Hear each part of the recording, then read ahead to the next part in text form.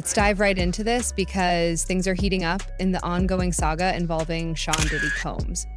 It's looking like Diddy might be playing the legal equivalent of a high-stakes game of chicken with federal prosecutors. And spoiler alert, it doesn't seem like this is a game he's likely to win. Things are starting to get intense, and it's worth breaking down what's happening and what it all means. Finally, recently, prosecutors made a bombshell announcement. They plan to reveal Diddy's co-conspirators as early as March. That's right, nicknames, dates, and the nitty-gritty details behind the RICO charges are about to come to light. This enterprise letter, as it's known in legal terms, is a critical piece of the puzzle in a RICO case. It outlines specific acts, transactions, and participants involved in the alleged criminal enterprise.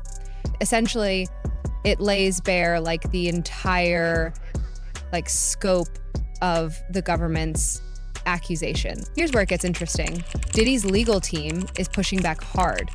Instead of waiting until March, sources close to his camp suggest that Diddy is demanding the prosecution release this letter much earlier, by February 1st or 7th. Why? On the surface, this might seem like a bold, I'm ready for anything move, but there's a lot more strategy behind it. Diddy's demand for an earlier release of the enterprise letter is part of a calculated gamble. The earlier his team gets this information, the more time they have to prepare their defense. But there's another layer to this. Forcing an earlier release could potentially short-circuit the government's investigation. And remember, federal prosecutors are still building their case. By accelerating the timeline, Diddy's team is betting that they can limit the charges he faces. If the prosecution doesn't have enough time to bring their strongest case, Diddy might avoid a life sentence and face a reduced prison term, potentially as little as 3 to 8 years. This kind of legal maneuvering could mean the difference between a decades-long sentence and a relatively short stint behind bars. One of the most explosive parts of this case is the list of co-conspirators. According to legal experts and whispers in the industry, some surprising names could be involved. Speculation is rife that Diddy's own sons, Justin and Christian, may be implicated. Prosecutors have suggested that family members were aiding Diddy in communicating with third parties, possibly as part of efforts to intimidate witnesses or move money. Key elements in the RICO case. This brings up another layer of complexity. If Diddy's children are named as co-defendants, it could pressure him to cooperate with the government to shield them from harsher penalties. While Diddy has a reputation for being fiercely protective of his empire, dragging his sons into this legal quagmire would be a PR and personal nightmare. It's worth noting that one of Diddy's sons, Quincy, appears to have been kept at arm's length from the business dealings in question. Unlike Justin and Christian, Quincy hasn't been tied to any allegations or financial transactions so far.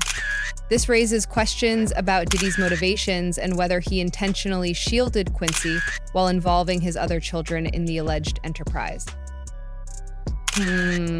Yes, that is correct. The enterprise letter is a cornerstone of the government's case. It's expected to include specific details about money laundering, witness intimidation, and other criminal acts tied to the RICO charges.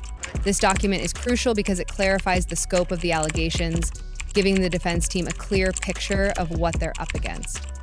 Prosecutors plan to release this letter by March 7th. 8 weeks before trial. That Diddy's team is arguing for an earlier release date, citing the need for more time to prepare their defense. The prosecution, however, is pushing back, stating that this timeline aligns with standard practices in the Southern District of New York. And adding to the chaos, Saturday's legal team has been flooding the court with pre-trial motions. These motions are designed to slow down the prosecution's progress by forcing them to respond to procedural challenges.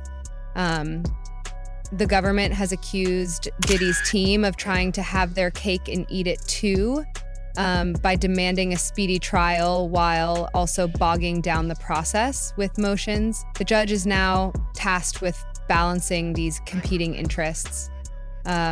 While Diddy's team insists that they need the enterprise letter early, the prosecution argues that releasing it before resolving pretrial motions would be premature and unfairly advantageous to the defense. It's not efficient for them, and they are citing precedents, right? Again, the Rainier case does not really apply. So what is Diddy really doing? Diddy is really demanding that the government march to his beat of his drum. He's saying that he will have his cake and eat it too, and that everything is going to happen on his timeline, not the government's. I think the judge is going to rule in the prosecution's defense. I don't think there's much court precedence for this, but let's be real. At the end of the day, we know that even though people are saying March 7th for the government, if the judge grants this motion, we will know by February 4th who is going to be charged with Diddy. And the streets are saying the judge sides with Diddy, we could see the Enterprise letter and the names of his co-conspirators by February 4th. This would send shockwaves through the entertainment industry, especially if the speculation about his sons proves true. For now, all eyes are on the courtroom. Will Diddy's gamble pay off? Or will the prosecution's methodical approach win the day? One thing is clear, this case is far from over and the stakes couldn't be higher. But then say it's going so quick, you need more time to prepare. This is the gamble that you took, right? Let's not forget the Rainier case that Diddy's team pointed out, said that even if the case with a much longer timeline, 15 months from arrest to trial compared to 8 months here, the Enterprise letter was due after all the pre-trial motions.